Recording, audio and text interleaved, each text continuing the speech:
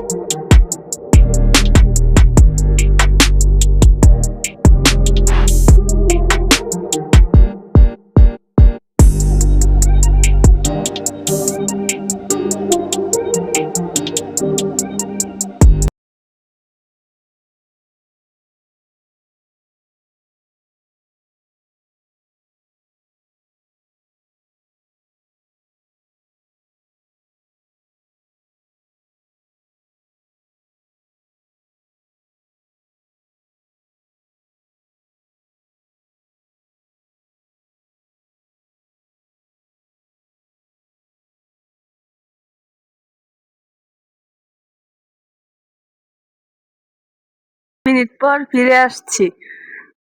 কড়াই গরম হয়েছে, এখন তেল দিয়ে পেঁয়াজ কুচি দিতে হবে।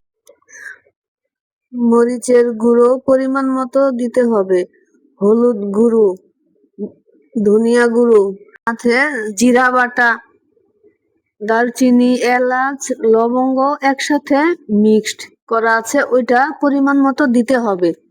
তারপর একটু পানি দিয়ে ভালোভাবে কষিয়ে সিদ্ধ করা কাঁঠাল দিয়ে দিতে ১০-১২ মিনিট জাল করলেই হয়ে যাবে, যেহেতু এটা আগেই সিদ্ধ করা ছিল, এতক্ষণ সময় লাগবে না।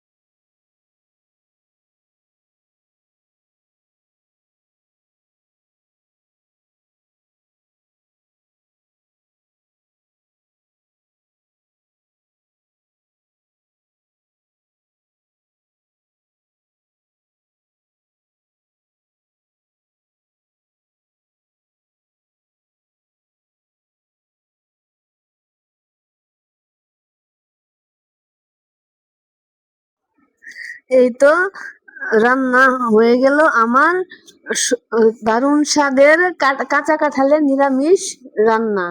দেখ দেখ